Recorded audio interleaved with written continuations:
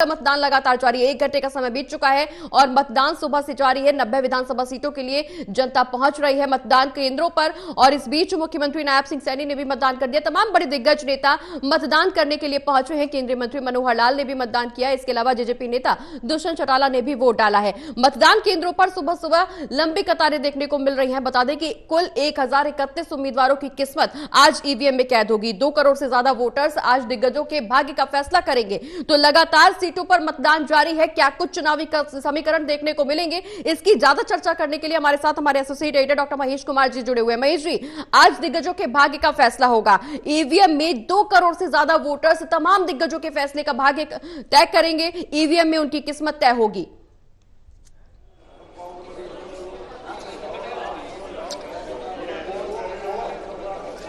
देखिए, साफ तौर से एक बात तो मैं स्पष्ट रूप से कह सकता हूं कि इस बार जबरदस्त उत्साह वोटर्स में देखने को मिल रहा है। मौसम भी अनुकूल है। लोकसभा चुनाव के दौरान जबरदस्त गर्मी की वजह से लोगों को परेशानियों का सामना करना पड़ा था, लेकिन इस बार मौसम खुशगवार कहा जा सकता है। बहुत ज्यादा परेशानी मौसम को लेकर लोगों को नहीं होने वाली है और उम्मीद आप कीजिए कि आज हरियाणा प्रदेश में जो वोटर टर्नआउट है 72% के पार पहुंच सकता है। 72% से भी ज्यादा वोटर टर्नआउट देखने को मिल सकता है। इस तरीके का उत्साह, शुरुआती उत्साह जो है वो हिसार और तमाम अलग अलग जिलों में देखने को मिल रहा है और तमाम जो अलग अलग विधानसभा क्षेत्रों से जो जानकारी निकलकर सामने आ रही है उसके आधार पर यह बात कही जा सकती है कि वोटर टर्नआउट इस बार बेहद शानदार होने वाला है।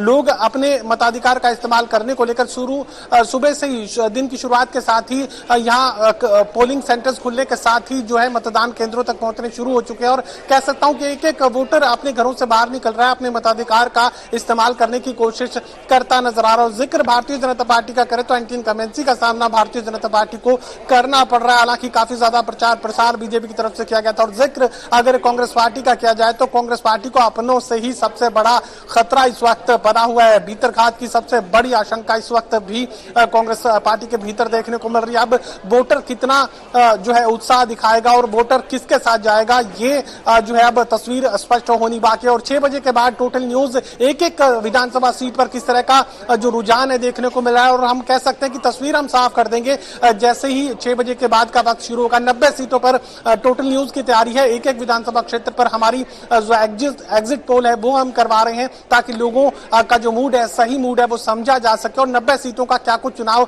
परिणाम निकलकर सामने आएगा। 6 बजे के बाद टोटल न्यूज एक एक विधानसभा क्षेत्र की तस्वीर को पूरी तरह स्पष्ट करके रख देगा और 90 विधानसभा सीटों पर किस राजनीतिक दल को कितनी सीटें मिलने जा रही है, कौन सा राजनीतिक दल बहुमत के बेहद करीब पहुंच चुका है, बहुमत के पार पहुंच चुका है, तमाम उन सवालों के जवाब हम देने की कोशिश करेंगे। और यकीनन हम ये बात कह सकते हैं कि जितनी ईमानदारी के साथ हम ये सर्वे करने जा रहे हैं उसके आधार पर मैं ये बात कह सकता हूं कि बेहद शानदार जो तस्वीर है वो बनने वाली है और 6 बजे के बाद टोटल न्यूज ये स्पष्ट कर देगा कि आगे किसकी सरकार यानी हरियाणा की सत्ता पर कौन काबिज होने जा रहा है। हम इस वक्त मौजूद हैं हिसार विधानसभा क्षेत्र में और कुमारी शैलजा अपने मताधिकार का इस्तेमाल करने पहुंची है। थोड़ी देर पहले टोटल न्यूज और तमाम दूसरे दर्शकों ने देखा कि किस तरीके से कुमारी शैलजा जो है भारतीय जनता पार्टी पर हमलावर नजर आ रही है। कुछ ही क्षणों के बाद टोटल न्यूज एक्सक्लूसिव बातचीत करेगा कुमारी शैलजा से, लेकिन जो तस्वीर बनती हुई नजर आ रही है उसके आधार पर यह बात कही जा सकती है कि जबरदस्त उत्साह वोटर्स का देखने को मिल रहा है और ये जो बड़ा वोटर टर्नआउट निकल कर सामने आने वाला है अपने अपने तरीके से इंटरप्रिटेशन इसका किया जाएगा। भारतीय जनता पार्टी के लोग कहेंगे कि सरकार के साथ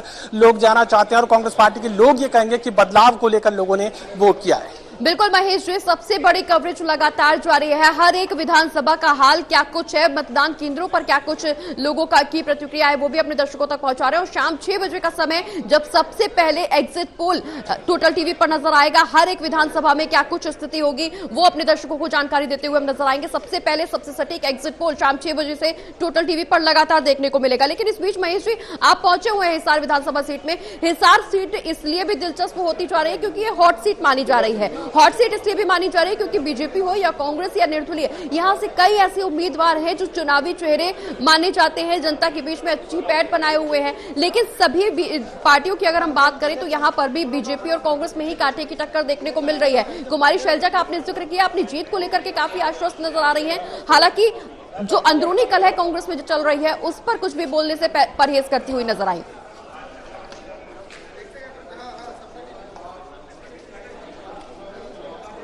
देखिए, बिल्कुल नाजुक वक्त है, वोटर को अपने मताधिकार का इस्तेमाल करना है, तो ऐसे में किसी भी तरह का डिस्ट्रैक्शन, किसी भी तरह का ऐसा कोई संदेश कांग्रेस पार्टी के नेता नहीं देना चाहते जिससे वोटर के मूड में किसी भी तरह का कोई परिवर्तन देखने को मिले। फिलहाल भीतरघात को लेकर कोई भी जवाब जो है कांग्रेस पार्टी के शीर्ष नेताओं की तरफ से नहीं दिया जा रहा है, लेकिन ये आशंकाएं लगातार बनी हुई है कि भीतरघात सबसे बड़ा खतरा कांग्रेस पार्टी के लिए इस वक्त साबित हो सकता है। और साथ और से बात कही जा सकती है कि एंटी इनकमेंसी का सामना भी भारतीय जनता पार्टी को करना ही है। हालांकि काफी ज्यादा यहाँ पर बिसात बिछाने का काम भारतीय जनता पार्टी की तरफ से किया गया, और जैसा कि मैं अपने तमाम दर्शकों को जानकारी दे रहा था कि सिरसा जिले में किस तरीके की सेटलमेंट यहाँ पर भारतीय जनता पार्टी के साथ की गई, और काफी सारे निर्दलियों को चुनाव मैदान में उतारने का काम बीजेपी की तरफ से किया गया। उनका अपना उम्मीदवार जहां नहीं जीत रहा है वहां पर निर्दलीय जीत सकता है, तो निर्दलीय भी बड़ी तादाद में इस बार हरियाणा विधानसभा तक पहुंच सकते हैं। जिक्र आप हिसार विधानसभा सीट का कर रहे थे, तो यहाँ पर जो चुनावी मुकाबला है, मुझे लगता है कि न सिर्फ भारतीय जनता पार्टी और कांग्रेस के बीच है, बल्कि यहाँ पर जो चुनावी मुकाबला है वो कांग्रेस पार्टी और निर्दलीय के बीच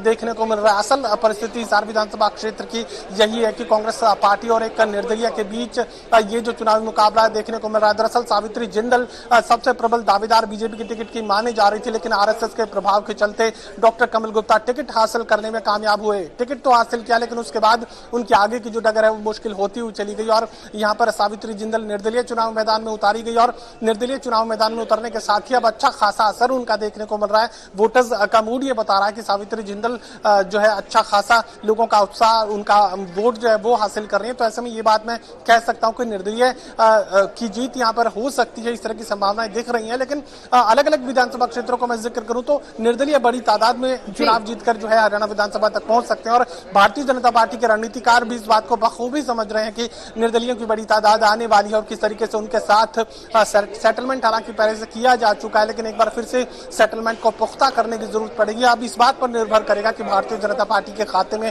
कितनी सीट आती है, और इस सेटलमेंट के बाद क्या भारतीय जनता पार्टी सरकार बनाने की स्थिति में आएगी, ये सवाल सबसे बड़ा सवाल है। बिल्कुल महेश जी, भारतीय जनता पार्टी क्या दोबारा तीसरी बार सरकार बनाएगी या फिर इस बार कांग्रेस बाजी मार ले जाएगी, ये सबके मन में एक बड़ा सवाल है, और इस सवाल का जवाब 8 अक्टूबर को ही सामने आएगा जब नतीजे घोषित होंगे। लेकिन इस दौरान वोटर्स का क्या कुछ कहना है, चूंकि जीत के दावे राजनीतिक दल सभी कर रहे हैं, कितने दावे हकीकत में बदलेंगे ये तो वोटर्स ही निर्धारित करेंगे। वोटर्स में क्या कुछ माहौल देखने को मिल रहा है? लगभग 1-1.5 घंटे का समय बीत चुका है, मतदान केंद्रों पर वोटर्स के लिए अलग अलग व्यवस्थाएं की गई हैं, उनकी सुविधाओं को, सहूलियतों को देखते हुए चुनाव आयोग की तरफ से तमाम व्यवस्थाएं की गई हैं, दिशा निर्देश दिए गए हैं, लेकिन वोटर्स के मुद्दों को ध्यान में रखते हुए वोटिंग करने पहुंचे हैं।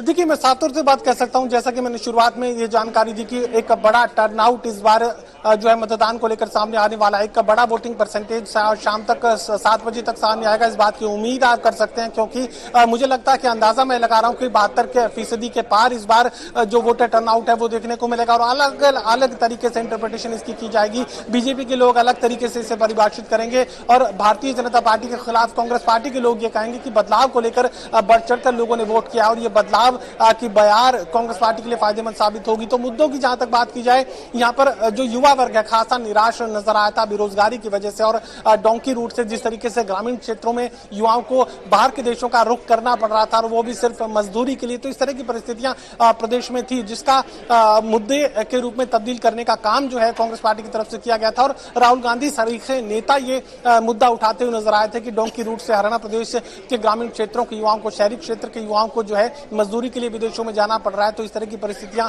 क्यों कायम हुई, क्यों रोजगार के अवसर इस प्रदेश में नहीं मिल पाए। 2 लाख नौकरियों का जिक्र अब किया जा रहा है। भारतीय जनता पार्टी 10 साल का कार्यकाल है, और 2 लाख नौकरियां आखिर अगर खाली रह गई तो इसकी जिम्मेदारी किसकी है? तमाम इन सवालों के जवाब भारतीय जनता पार्टी को देने ही हैं, लेकिन अब मताधिकार का इस्तेमाल यहाँ पर किया जा रहा है, और लोग इस बात को तय करेंगे कि किसके मुद्दों के साथ यहाँ पर हरियाणा प्रदेश की जनता खड़ी है, किसके मुद्दों को जनता ने पसंद किया है। हम एक अंदाजा लगा सकते हैं